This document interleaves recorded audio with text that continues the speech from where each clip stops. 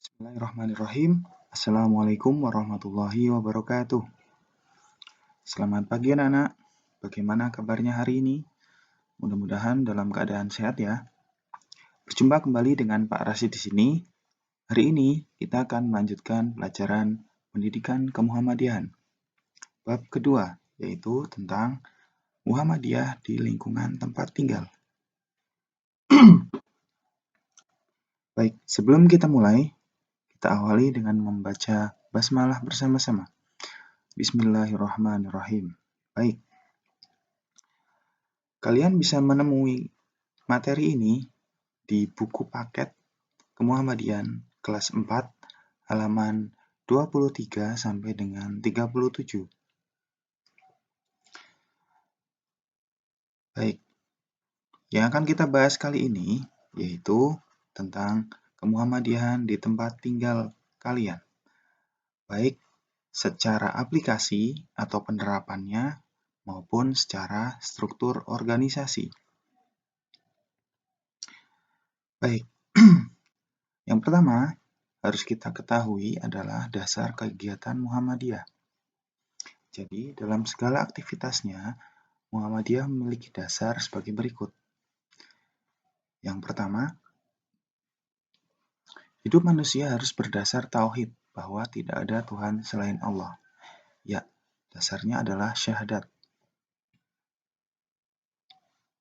Kemudian, hidup manusia bermasyarakat saling membutuhkan satu sama lain. Selain berhubungan baik dengan Tuhan, dengan Allah Subhanahu wa Ta'ala, kita juga harus berhubungan baik dengan sesama manusia. Sebagai umat manusia, kita pasti saling membutuhkan satu dengan yang lainnya. Maka dari itu, kita harus berusaha sebaik mungkin berhubungan baik dengan sesama manusia, dengan orang-orang di sekitar kita. Kemudian, taat dalam menjalankan perintah dan larangan Allah Subhanahu wa Ta'ala. Ya, ini adalah kewajiban kita sebagai seorang Muslim. Taat dalam menjalankan perintah Allah dan menjauhi larangannya. Kemudian, menegakkan dan menjunjung tinggi agama Islam di masyarakat. Ya, tugas kita sebagai seorang Muslim selain taat dan patuh pada Allah serta menjauhi larangannya, kita juga harus menegakkan dan menjunjung tinggi agama Islam di dalam masyarakat atau dalam bahasa yang lain disebut berdakwah. Ya, berdakwah tidak hanya mengajak orang untuk masuk ke agama Islam, tetapi kita juga berdakwah dengan cara menjunjung tinggi agama Islam, dengan cara berbuat baik kepada sesama manusia dan menunjukkan bahwa agama Islam adalah agama yang baik dengan memberikan contoh.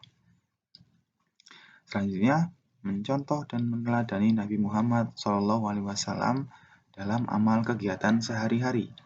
Nah, termasuk salah satunya cara menjunjung tinggi agama Islam adalah dengan menampilkan perilaku sehari-hari yang baik. Nah, contoh sempurna untuk itu adalah Nabi Muhammad SAW. Bagaimana tutur katanya, bagaimana perilakunya, bagaimana kejujurannya, itu yang akan dilihat oleh orang lain. Dan sebagai umat Muslim, sebagai warga Muhammadiyah, kita akan ikut mengangkat agama kita dengan cara berbuat baik kepada orang lain. Nah, yang terakhir, berjuang bersama-sama melalui gerak langkah yang teratur dalam wadah organisasi Muhammadiyah. Nah, dalam hal ini, Muhammadiyah merangkul seluruh anggotanya untuk bersama-sama berlatih, berperilaku yang baik, beribadah yang baik, dan bersikap kepada sesama manusia dengan cara yang baik pula. Baik. Nah, selanjutnya kita juga akan mempelajari tentang tujuan dan cita-cita Muhammadiyah, yaitu menegakkan dan menjunjung tinggi agama Islam untuk mewujudkan masyarakat Islam yang sebenar-benarnya. Apa itu masyarakat Islam yang sebenar-benarnya? Yaitu masyarakat Islam yang pertama, selain ibadahnya taat kepada Allah Subhanahu wa Ta'ala dan menjauhi larangannya, juga bermasyarakat dengan baik, itu berdampingan dengan manusia lain dengan cara yang baik, berperilaku yang baik, dan bersikap baik kepada sesama manusia. Ya, itu adalah tujuan dan cita-cita Muhammadiyah yang berusaha diaplikasikan ke dalam masyarakat. Cita-cita tersebut ya harus diwujudkan dalam amalan nyata, yaitu berdakwah dengan mengajak berbuat kebaikan dan melaksanakan amalan-amalan yang diberikan oleh Allah Subhanahu wa taala dalam kehidupan sehari-hari. Ya, cita-cita itu harus terlihat dari sikap dan perilaku kita sehari-hari. Salah satunya bisa dilihat bagaimana kita melaksanakan sholat. Ya, sholat adalah tiang agama.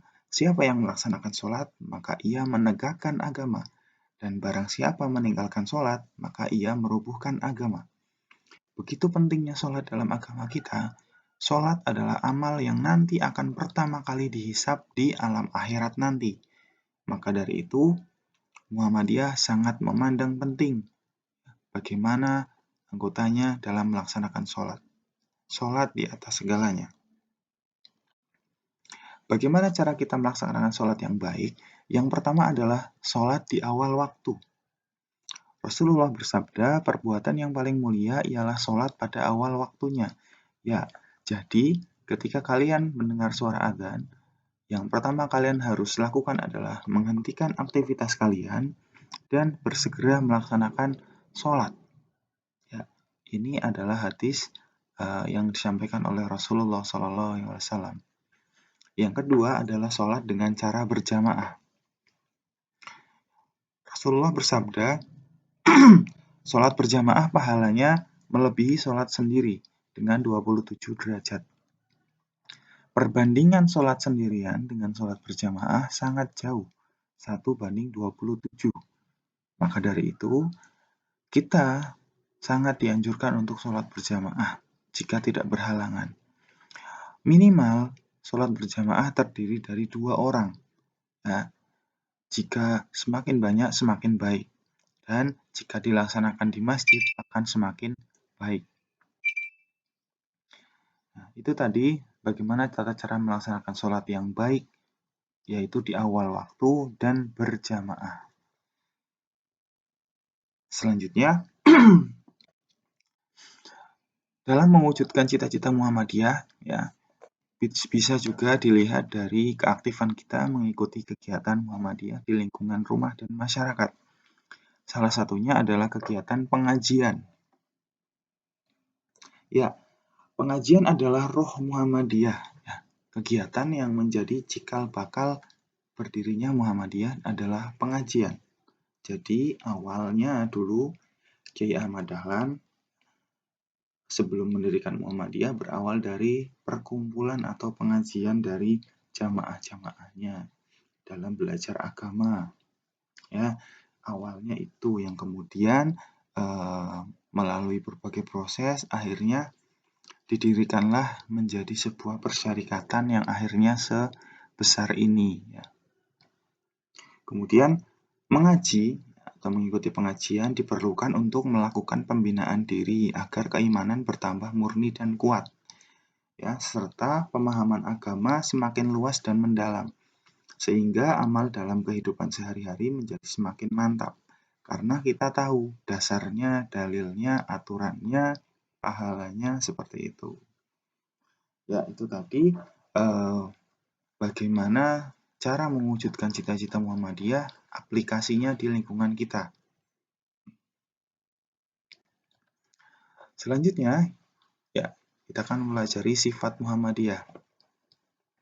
Sejalan dengan cita-cita dan juga aplikasinya di masyarakat, ya, Muhammadiyah dalam melaksanakan kegiatannya mempunyai sifat-sifat yang tetap ya atau pedomannya, yaitu berjuang untuk perdamaian dan kesejahteraan, mempererat ukhuwah Islamiyah, memegang teguh ajaran Islam dan toleransi, memegang prinsip agama dan masyarakat, membela tanah air, melakukan amal ma'ruf nahi mungkar, dinamis dengan tetap berpegang pada ajaran Islam, terbuka pada golongan manapun, dan bekerja sama untuk membangun negara serta bersikap adil. Jadi kalau kita amati dalam segala kegiatan Muhammadiyah maupun dalam amal usaha Muhammadiyah, semuanya bertujuan untuk perdamaian dan kesejahteraan serta menjaga ukhuwah Islamiyah ya. Jadi semuanya bertujuan untuk positif, membela tanah air, amar ma'ruf nahi mungkar, dan berpegang pada ajaran Islam. Yang pasti, semua kegiatannya tidak akan keluar dari ajaran agama Islam. Selanjutnya, kita akan mengenal struktur organisasi Muhammadiyah. Kali ini kita hanya akan mengenal 2 tingkat saja, yaitu pada tingkat desa dan tingkat kecamatan. Yang pertama, struktur pimpinan Muhammadiyah di tingkat desa, yang disebut Pimpinan Ranting Muhammadiyah atau PRM, adalah pengurus Muhammadiyah di tingkat desa atau kelurahan. Minimal terdiri dari 5 orang, yaitu ketua, sekretaris, bendahara, dan anggota. Ya, ini anggota minimal ya. Jika lebih dari itu akan sangat lebih baik. Tugas dan fungsinya yang pertama membina ranting atau anggota Muhammadiyah di desa atau kelurahan. Kemudian membimbing dan meningkatkan kegiatan anggotanya. Jadi yang bertugas membuat kegiatan untuk mengaktifkan anggotanya adalah pengurus pimpinan ranting Muhammadiyah ini. Kemudian menetapkan kebijakan dalam rantingnya sesuai kebijakan di atasnya, yaitu pimpinan cabang Muhammadiyah, pimpinan daerah Muhammadiyah, pimpinan wilayah Muhammadiyah, dan pimpinan pusat. Memimpin dan mengendalikan pelaksanaan kebijakan PP, PWM, PDM, dan PCM, yaitu pimpinan pusat, pimpinan wilayah, pimpinan daerah, dan pimpinan cabang. Jadi, pimpinan ranting ini harus sejalan dengan kebijakan dari atas, ya, dari pusat, wilayah, daerah, dan cabang. Kemudian membina, membimbing, serta mengkoordinasikan kegiatan unsur pembantu pimpinan dan organisasi otonom tingkat ranting. Ya, jadi sama dengan yang pertama, yaitu mengaktifkan kegiatan yang ada di ranting, termasuk anggotanya. Yang kedua adalah pimpinan cabang Muhammadiyah di tingkat kecamatan atau disebut PCM.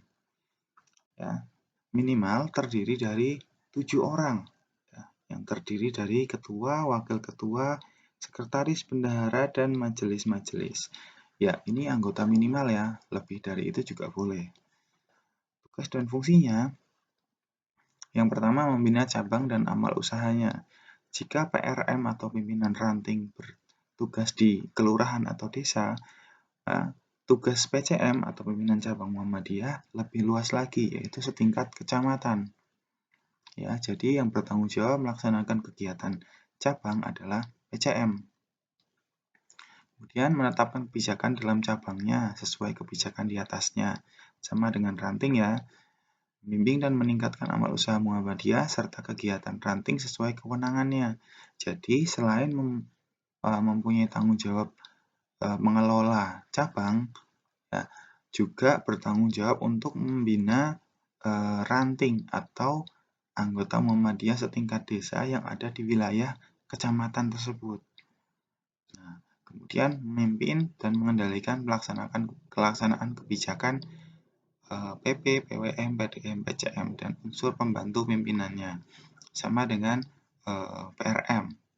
Dan yang terakhir, membina, membimbing, serta mengkoordinasikan kegiatan unsur pembantu pimpinan dan organisasi otonom tingkat cabang. Baik, secara umum, tugas dan fungsi dari PRM dan PCM itu hampir sama. Hanya cakupan wilayahnya saja yang berbeda. PRM mempertanggungjawabkan di tingkat desa atau kelurahan, dan PCM untuk wilayah kecamatan, ya, mempunyai cakupan wilayah yang lebih luas.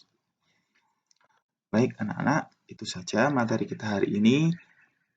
Semoga dapat dipahami dan dapat kalian aplikasikan dalam kehidupan sehari-hari. Kita akhiri dengan membaca hamdalah bersama-sama. Alhamdulillahirrabbilalamin. Terima kasih atas perhatiannya. Assalamualaikum warahmatullahi wabarakatuh.